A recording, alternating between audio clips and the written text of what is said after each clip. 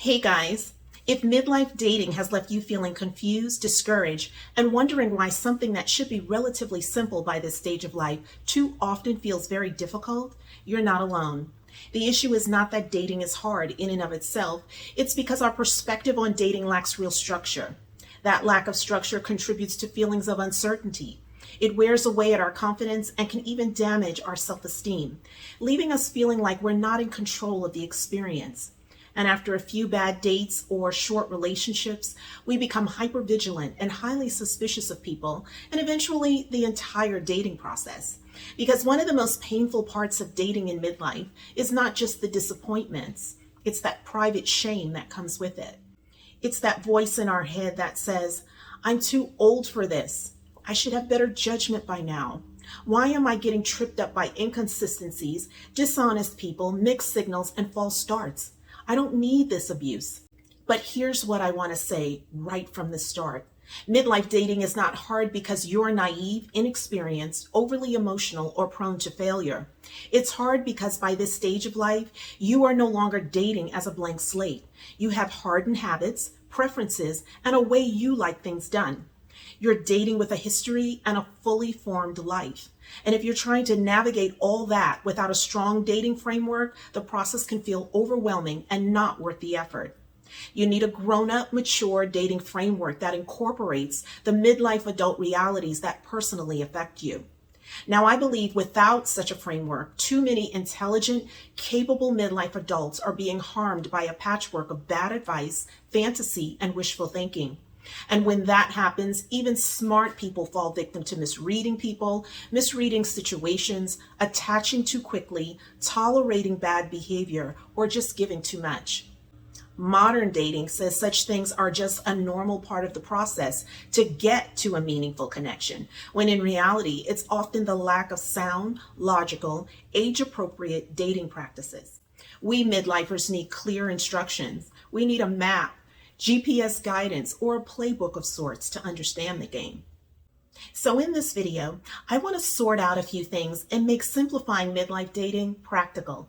I'm going to walk you through 4 reasons midlife dating feels so hard, how each one tends to show up, what you should do differently, and what a grown-up dating perspective should be if you want dating to feel enjoyable and more grounded in reality.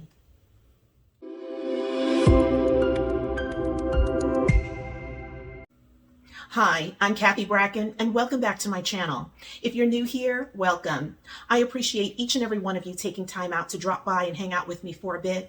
Don't forget to subscribe, tap that notification bell, and give this video a thumbs up. Your support allows me to continue creating my unique brand of self-improvement content aimed at educating, empowering, and inspiring positive transformation in you, the viewer. Now let's dive back in. The first reason midlife dating feels so hard is that people start assigning meaning too fast. You're not just meeting someone, you're trying to make sense of them while also managing your own feelings and expectations. And this is where things get exhausting. A good date can start to feel like proof that great potential exists for something meaningful. A warm message can start to feel like momentum. A little chemistry can start to feel more significant than it really is. The correction is simple but powerful. Don't treat early attention like a verdict or proof of something more than it is. Attention feels amazing, especially attention fueled with possibility, attraction, and chemistry. But attention is just interest in the moment, and it should be treated as such. I always say that attention should be treated like external approval. Outward or external approval is nice, but not necessary. And so is attention early in the dating process. Now, attention is necessary in the people meeting and dating process. It's the primary way we show interest in another person. But early attention is not anything to build on. We all know that it can be here one moment and gone the next. Attention does not imply commitment. Now, the best way to process early attention is to just really enjoy it, reciprocate it, lean into it, smile. Let it lead into witty conversation. Feel the good emotion attention provokes in you, and then let it go. If you attach too much meaning to early attention, you may be at risk of falling victim to what's called love bombing. To avoid this risk, mentally bring yourself to ground zero. After the encounter, mentally reframe by acknowledging how the attention felt, and then ask yourself a question. What do I actually know so far? Acknowledgement helps you pin the experience, and the question slows down your thought process in a healthy way. It helps you to remember to focus on patterns, consistency, and clarity, which occur over time instead of getting swept away by isolated moments. And the result will be that you'll feel steadier. Over time, you'll stop giving single interactions of early attention or love bombing more importance than they deserve. The second reason midlife dating feels so hard is that sense of urgency quietly inserts itself. By this stage of life, many people are not interested in wasting their time, and that's when urgency has the opportunity to quietly frame our logic and reasoning. But be careful, because urgency has a cost. It makes you attach faster than the connection justifies. It makes ambiguity easier to excuse. It makes any attraction or chemistry feel like compatibility, and it magnifies potential more than reality. Urgency wants what it wants. It totally discounts the value of taking your time. It loudly reminds you that you're in midlife and that you simply don't have a lot of time left to find your person. It creates mental and emotional pressure. That is why so many people become attached to what could be before they have honestly assessed what is. The correction is not to become indifferent. You just need to slow down, mentally lengthen your timeline, and focus on feeling paced and balanced. In other words, you don't have to allow urgency to create panic. A useful reminder here is, I don't need to decide the meaning of this connection before there's enough evidence to support it. That shift helps you focus on pacing, reciprocity, and whether clarity is increasing. It also helps you to stop overvaluing speed, relief, and the pressure to know too soon. The third reason midlife dating feels so hard is that many people are carrying unresolved emotional baggage and issues into the process. That baggage can come from grief, divorce pain, loneliness, rejection, or simply the insecurity of feeling so inept in this one area of your life. Now, when that emotion baggage goes unacknowledged, it can distort experiences in the present reality. You may react strongly to inconsistency. You may crave reassurance too early. You may feel unusually shaken by small disappointments because the situation is touching something deep in your past. That doesn't mean that you're broken. It means self-awareness demands you identify when someone else's baggage has been delivered to you and request that it be returned to the sender. 2 clarifying questions can help here. Am I responding only to this person's issues, or are my interactions with them stirring up something within me? Those questions reduce shame and increase honesty. They help you to focus on emotional steadiness and truthfulness about what you're carrying, instead of assuming that every feeling or concern means that you're managing another person's baggage. The fourth reason midlife dating feels so hard is that too many people are still trying to navigate adult relationships with immature actions, such as guessing and assuming, instead of adult tools like clear communication, accountability, and asking direct questions. This is where so much uncertainty and confusion gets normalized. People avoid direct questions because they don't want to seem difficult. They fear getting rejected and judged before they have a chance to do the same.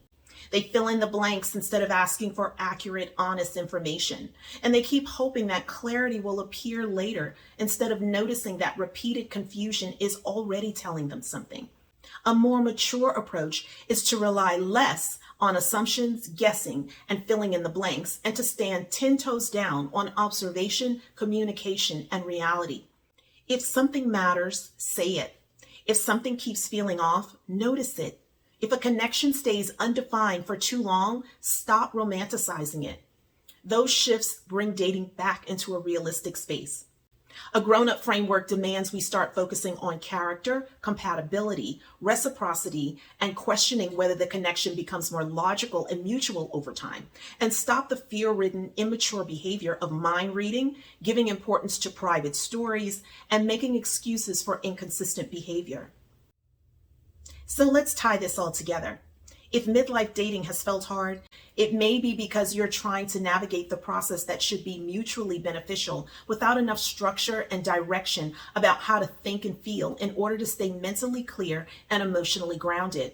The answer is not to become cynical, and it is not to stop wanting love. The answer is to date in a way that promotes less confusion and more clarity based on reality. That means more pacing and less urgency, more self-awareness and less self-abandonment, and more observation and less guessing. And when you start doing that, dating may not become effortless, but it can become much more enjoyable, more self-respecting, and much more emotionally manageable. Now, if this message is resonating with you and you want to go deeper into the principles and real life practices behind grown-up dating, my book and companion workbook were created for exactly that purpose. The book will help you understand the framework, and the workbook is like your own personal relationship coach, asking the questions and presenting exercises to help you apply it to your own patterns, decisions, and relationships. Get the book alone or both in a bundle. There's a discounted bundle being offered, so if that sounds like a good fit for you right now, you can find them below. And guys, if you would like help simplifying and sorting out your midlife dating approach so dating stops feeling so difficult and gets to a place where it feels more logical, enjoyable, and grounded in reality, I also offer private coaching through my Midlife Dating Reset program. It is a private 4-week coaching experience with 4 60-minute sessions, light email support, and practical assignments designed to help you approach dating with more clarity, confidence, and emotional grounding. Now, if that sounds like the kind of support you need, I'd love to work with you. You can find the details in the description below. Either way, stay with me. In part 4, we're going to talk about dating with mutuality and reciprocity and how to make midlife dating mutually beneficial. In that video, I'll discuss how to be empowered in your dating connections by focusing on the elements of mutuality and reciprocity that increases consistency.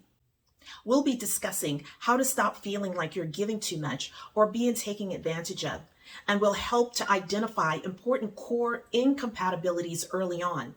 I'm certain that part 4 will really hit home for many of you. Now, before you go, if this video spoke to you, I hope you'll subscribe, tap the notification bell, and give this video a thumbs up. I would really love to hear from you in the comments. Tell me which of these 4 patterns shows up the most in your own dating life right now. And if you know someone who needs a more practical and emotionally mature way to approach dating in midlife, please share this video with them. Well, that's all I have for part 3. Thank you so much for watching. I'm Cathy Bracken, and I'll see you in the next video. Make today amazing and be well.